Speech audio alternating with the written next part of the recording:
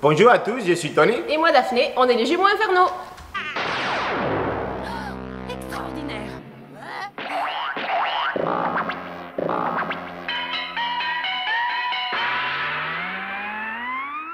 On vient de réussir notre ceinture noire première larga. Et dans cette série de vidéos, on va vous montrer comment on a réussi nos ceintures. On va pas vous donner la technique, ça, il n'y a pas meilleur que votre prof pour vous le montrer. Par contre, on va vous donner les trucs et astuces et les réponses aux questions qu'on s'est posées, qui nous ont été données par les hauts gradés de la FEKM durant tous les stages qu'on a fait. UV1, donc on va pas refaire le détail de tout le programme. Un prérequis, vous devez connaître par cœur votre programme, minimum syndical quand même. Donc UV1A, on va être sur point, pomme, pic. La première chose à tenir en compte, c'est la distance. Travailler à une distance que vous pouvez frapper. Les coudes vont rester fléchis et les points à 45 degrés. Pourquoi 45 degrés? Parce que comme on n'a pas développé complètement la frappe, on n'a pas tourné complètement, on n'a pas vissé complètement les points. Okay? Quand vous prenez votre distance, prenez le temps et quand vous allez envoyer, être fluide et rapide. Et vous revenez à la position neutre.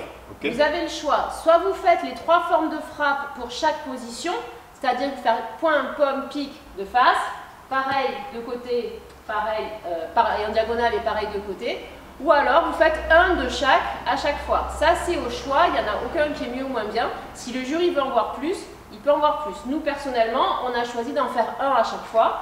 Donc on se positionne, on fait notre truc, on prend le temps de tourner, on se met en position, on change de forme de frappe, etc. Attention, si vous faites les 3 à chaque fois, de ne pas rester à la même distance, parce que quand vous êtes à distance de pic, vous ne serez pas à la même distance pour la pomme. Vous voyez que là, du coup, je suis beaucoup plus fléchie. Donc attention à modifier votre distance entre la pique et la pomme. Une chose importante, c'est bien marquer les positions. Quand on est en position 0, okay, on est bien en face. 45 degrés en diagonale, on se positionne correctement. On ne se met pas en 80, il faut bien identifier les deux positions. 45, on va être légèrement décalé. 180, on va être dans l'axe complètement. Et la main en garde est très importante aussi. Comme dit Daphné, la main en garde qu'on va envoyer, les jurys doivent voir la main ici. Le jury sera de profil par rapport à vous, il doit toujours voir la main en garde. Si la main en garde, il ne la voit pas, c'est mort, c'est pas bon. Donc il faut toujours que la main, elle soit visible par le jury.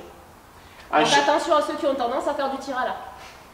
Une chose que nous dit notre prof au cours, c'est que quand vous envoyez, vous imaginez que vous mettez la distance des doigts sous le nez. Comme si vous êtes en train de faire les clous au partenaire.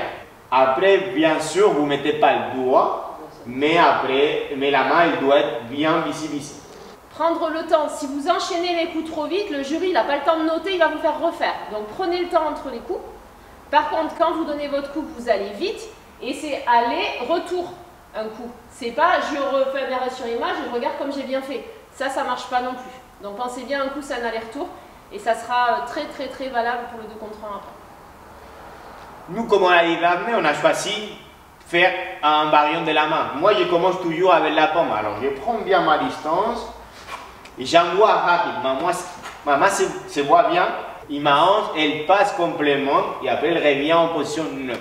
Pareil, attention aux excès de hanche, parce qu'on nous dit tellement de passer la hanche qu'il y en a plein qu'on voit partir comme ça. Mais du coup, si vous passez trop votre hanche, votre coup, il part pas en face, il part là-bas en fait. Donc, il ne faut pas non plus exagérer, il faut que la hanche parte, mais que ce soit cohérent. Et le meilleur exercice pour ça, ça va être de faire du sac. Vous tapez dans un sac, vous prenez l'habitude de faire du sac, et vos coups, ils seront beaucoup plus cohérents, autant pour l'UV1 que pour le shadow, que pour le parade contre ensuite. Dès qu'on passe à la position 45 degrés, bien marqué comme on a dit, on reprend la distance, on a le temps. J'envoyais rapide, fluide, quand je fais la technique, et après, je récupère le temps, je respire, je réfléchis, je visualise dans ma tête qu'est-ce que je vais faire, et après, je vais vite. Dans cette position, je privilège les pics. Okay? Et le pic, vous pouvez adapter la distance. Si vous voyez que vous êtes en train de monter, ma main, il monte toujours collé. Okay? L'autre, elle monte en protection. Quand j'envoie, je peux réadapter. Je peux envoyer mon poids vers l'arrière. Et c'est ma jambe avant qui va pousser si j'ai loupé la distance. Ou simplement, vous prenez la bonne distance et vous envoyez. Et un A, il faut savoir le faire à toute distance, donc soit un petit peu plus près, soit un petit peu plus loin. Donc ça fait partie de l'UV aussi, de proposer quelque chose éventuellement un peu plus proche ou un peu plus loin. Maintenant, on revient à la position 180 degrés, ok? J'adapte ma distance, la même chose, et moi, je privilégie ici les points, ok? Je fais un dernier point parce qu'après, je vais adapter ma distance. J'envoie, je réadapte ma distance, je vais mettre plus loin pour montrer bien que je maîtrise la distance. Et en troisième position, je vais aller vers l'arrière. Comme je suis tellement collé, maman, il monte collé. Maman, elle va monter collée à moi. Je vais adapter ma distance vers l'arrière, ok?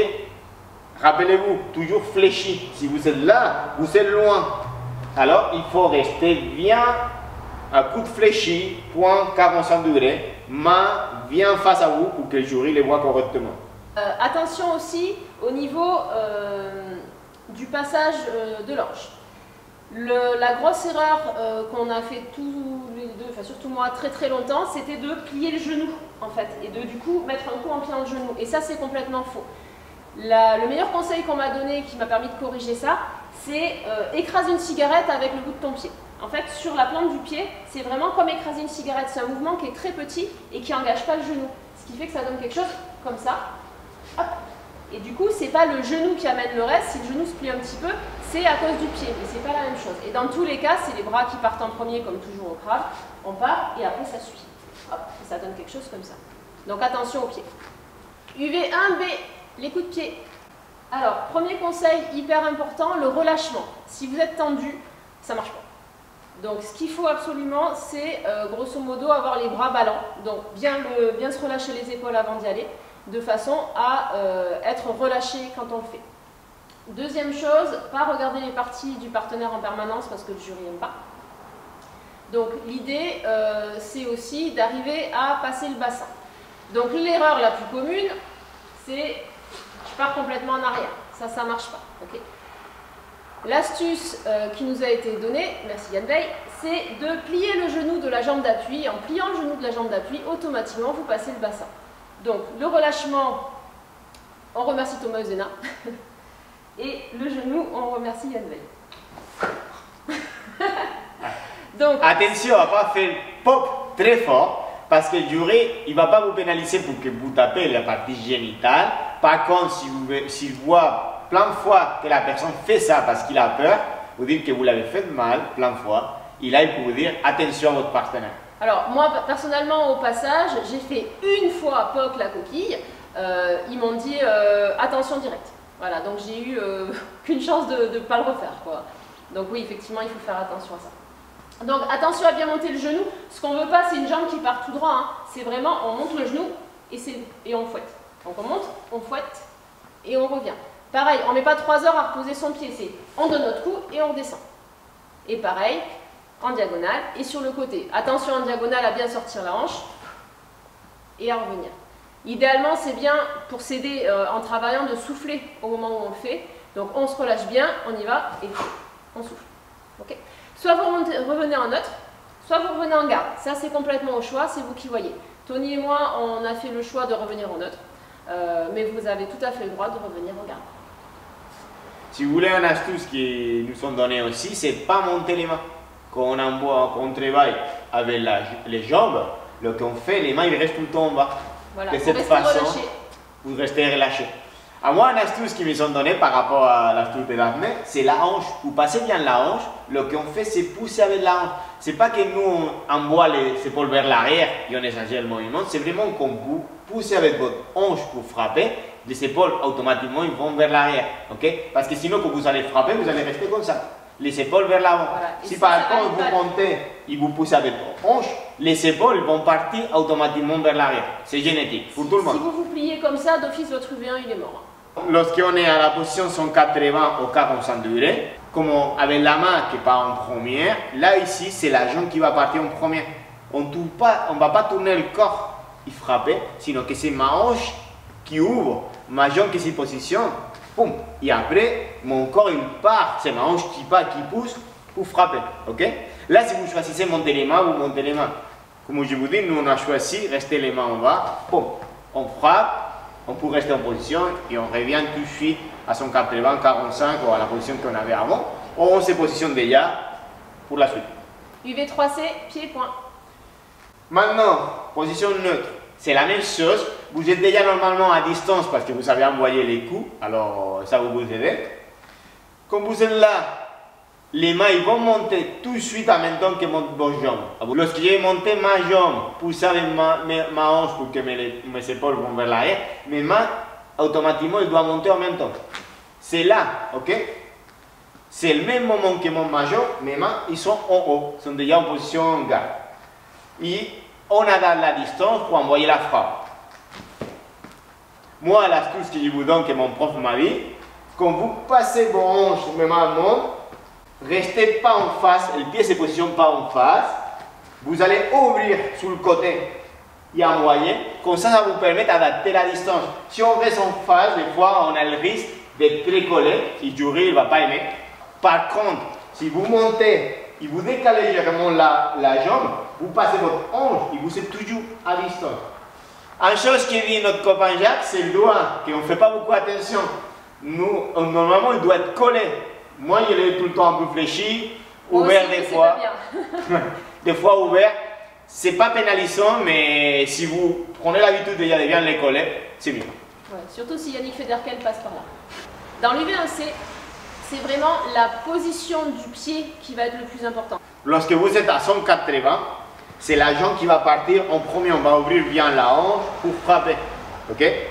La même chose, lorsque vous êtes à 80, c'est la jambe qui doit frapper en premier, mais les mains ils vont monter tout de suite en même temps que la jambe. On frappe, on décale, on reste en position combat. Mon talon arrière, il est légèrement décollé du sol. Ok? Et là, je récupère ma position et je continue. Donc ça veut dire que quand on met le coup de pied de côté, au moment de la frappe, on se retrouve en face. Ok? C'est pas je mets le coup de pied et je fais une frappe de côté. Je fais un des points pieds.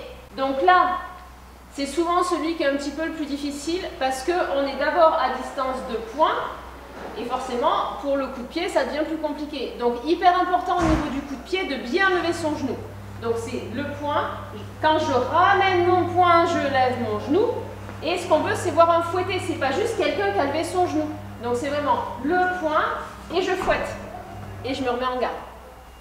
Mais pensez à ce fouetter, il est vachement important. Et toujours pareil, je mets mon point, c'est pas pour autant que je mets pas ma hanche. Parce que forcément là, c'est bien ridicule. Donc je mets mon point et hop, pareil mon petit plié, je fouette et je me remets en garde. Vraiment, ce que vous voyez les jurys, lorsque vous travaillez la petite D, c'est vous mettre en difficulté. Comme vous êtes à distance des points, là ici, comme on vient de dire Daphné, on n'est pas à distance des coups de pied. C'est pour ça qu'on doit monter, pousser bien avec la hanche pour être à distance. Et on récupère notre position.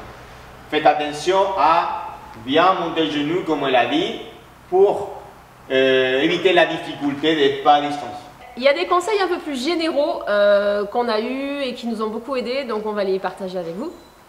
Moi, ce qui m'a beaucoup aidé le jour J, c'est d'avoir plein de monde que je connaissais sur place. C'est vrai que, alors, on peut être plus ou moins impressionné par le cérémonial du truc. Moi, personnellement, ça m'a pas fait grand-chose. Mais c'était plus la pression de vouloir bien faire, de vouloir faire au mieux. Et je m'en suis mis beaucoup, je pense, comme tout le monde. Et le fait d'avoir plein de copains autour qui étaient là à m'encourager, à s'encourager les uns les autres, à venir te faire des câlins, ça aide beaucoup. Donc, je vous conseille, moi, de faire le plus de stages possible. Parce que ça vous permet de connaître quand même une bonne partie des gens qui passent la ceinture. Ça vous permet d'avoir des conseils de plein de profs différents et ça vous permet de voir plein de points sur lesquels eux, ils vont plus s'attarder. Et ça permet quand même de voir beaucoup de choses différentes. Donc moi, je vous conseille vraiment beaucoup de stages. Nous, c'est vrai qu'il y en a un qu'on a particulièrement aimé, c'était Objectif Ceinture Noire à Suresnes. Celui-là, il nous a énormément apporté sur des points de détail et surtout au niveau correction. Parce qu'il y a plein de stages qui sont chouettes, plus ou moins connus, mais finalement, on a des démonstrations, mais pas de correction. Or, nous, avec Tony, c'était vraiment les corrections qu'on recherchait. Et certains stages ont été vraiment super de ce point de vue-là, donc particulièrement celui-là où on a eu plein de corrections et pour nous, ça a été vraiment un gros plus. On vous conseille aussi de faire beaucoup de passages à blanc. Et surtout, il ne faut pas se décourager si le jury de passage à blanc vous dit que vous n'allez pas avoir la ceinture, parce que finalement, c'est pour vous aider. Et vous devez corriger les points que vous sont dit il faut s'améliorer, il faut travailler lentement tout le temps pour après les derniers jours commencer à mettre de la vitesse. Okay? Voilà. Puis il ne faut pas hésiter à en faire plusieurs. C'est vrai que moi personnellement j'en ai fait 4. Bon, je suis peut-être une acharnée, mais j'en ai validé 3 sur 4. Et ben manque de bol, le 4e, j'y suis allée en étant un poil peut-être sûr de moi parce que les 3 premiers c'était bon. Et finalement j'ai été plantée au 4e sur 3 UV, donc c'est quand même assez énorme. Et du coup, certes, ça met un gros coup au moral, mais ça permet de comprendre que y a des choses à travailler. Et en fait, chaque personne qui vous fait passer un examen blanc est différente, a des points d'attente différents. Et ça vous permet du coup, en sachant quoi corriger à chaque examen blanc, d'avoir le plus de chances possible de plaire à tous les types de jurys. Parce que ce qu'on vous demande, c'est de faire le mieux possible. Si votre passage il est top, quel que soit le jury, ça sera top pour le jury. Si c'est moyen, ça pourra effectivement passer ou pas en fonction des jurys. Donc il vaut mieux faire un super boulot. Et pour ça, il faut vraiment voir les styles et les conseils du plus de monde possible. Et maintenant, c'est l'UVU.